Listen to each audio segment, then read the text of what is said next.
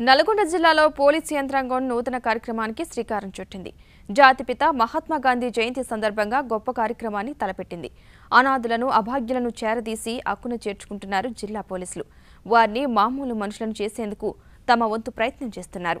దీనికి పునర్జన్మ అనే పేరు కూడా పెట్టారు. శుక్రవారం నల్గొండ జిల్లాలో మంత్రి జగదీశ్వర్ రెడ్డి పునర్జన్మ కార్యక్రమాన్ని ప్రారంభించారు.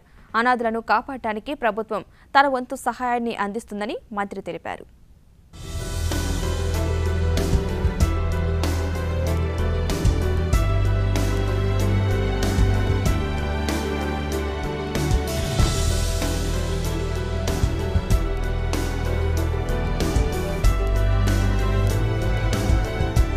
మానవ సేవే మాధవ సేవ అన్నాడు మహాత్మా గాంధీ. మన జాతిపిత అహింసకు ప్రతిరూపం బాపూజీ మహాత్మా గాంధీ జన్మదినం సందర్భంగా ఈ రోజు నల్గొండ పోలీస్ యంత్రాంగం వినూత్న కార్యక్రమానికి శ్రీకారం చుట్టింది. మతిస్థిమితం లేకుండా రోడ్లపై తిరుగుతూ చెత్త కుప్పల్లో పడేసిన వెంగిలి మెతుకులను తింటూ బ్రతుకు కొనసాగిస్తున్న వారిని చేరదీసి వారికి కొత్త జీవితం ప్రసాదించే ఈ కార్యక్రమమే పునర్జన్మ. ఈ బృహత్తర కార్యక్రమాన్ని నల్గొండ ఎస్పీ భుజాన వేసుకున్నారు. జిల్లాలో ఇలా తిరుగుతున్న వారిని 105 మందిని తీసుకువచ్చి వారికి పునర్జన్మ ప్రసాదించారు. మానవత్వాన్ని మరిచిన నేటి తరంలో తల్లిదండ్రులెవరో, తామెవరో, తన వారెవరో తెలియని స్థితిలో ఉన్న అభాగ్యులను అమ్మా నాన్న అనాథాశ్రమం హక్కున చేర్చుకుంటుంది. అమ్మా నాన్న ఆశ్రమ స్థాపకుడు చేస్తోన్న ఈ సేవలను స్టూడియో ఎన్ కూడా అభినందిస్తోంది. నల్గొండ జిల్లా ఎస్పీ విక్రమ్జిత్ దుగ్గల్ మతిస్థిమితం కోల్పోయి రోడ్డు మీద తిరుగుతూ చెత్త కుప్పలలో వెంగిలి మెతుకులు తింటోన్న వారిని చూసి చలించిపోయారు. వీరికి ఏదైనా చెయ్యాలని అనుకున్నారు. గాంధీ జయంతి సందర్భంగా వీరిని మామూలు మనుషులను చేయాలని పునర్జన్మ అనే పేరుతో ఈ అనాథలను అన్ని ప్రాంతాల నుంచి తీసుకువచ్చి వారు ఉన్న స్థితి నుంచి శుభ్రపరిచి చౌటుప్పల్ అమ్మానాన్న ఆశ్రమానికి అప్పగించారు. ఆశ్రమ స్థాపకుడు 6 సంవత్సరాలుగా ఇలాంటి అనాథలను చేరదీసి తల్లిలా కాపాడుతున్న ఆయన సేవలకు అందరూ అభినందించారు. మనుషుల్ని ఏ రూపం నుండి ఏ రూపానికి తీసుకొస్తున్నారు, అదే పునర్జన్మ ప్రక్రియ. దాన్ని ప్రపంచానికి అంతా చూపించాలి. దాని నుండి ఇంకా ఇతరులు ఇన్స్పిరేషన్ తీసుకోవాలి.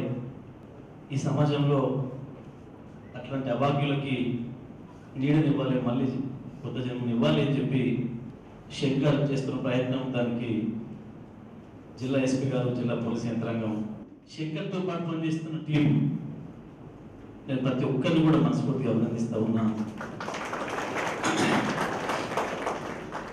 నేనైతే నాకు మనస్ఫూర్తిగా నేను అనుకుంటున్నా, మా అందరికంటే గొప్పవాడు శంకర్.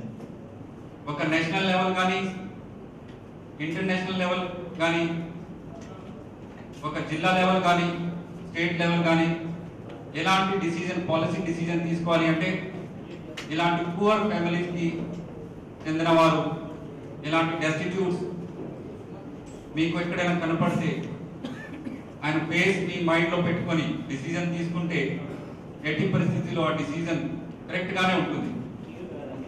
సో దాన్ని మనసులో పెట్టుకొని మేము ఈ ప్రోగ్రాం ఏర్పాటు చేయడం జరిగింది.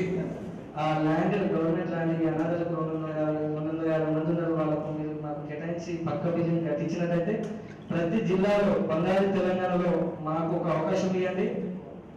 మేము ఈ విధంగా ఈరోజు ప్రతి జిల్లాలో మేము సర్వే చేశాం సార్. 4 సంవత్సరాల క్రితం అన్ని జిల్లాలో 250 మంది ఉన్నారు. ఇలాంటి వాళ్ళు ఒక చిన్న అవకాశం ఇస్తే నాకు 10,000 మంది మొత్తం రాష్ట్ర వ్యాప్తంగా ప్రతి జిల్లాలో ఉన్నారు వాలంటీర్స్.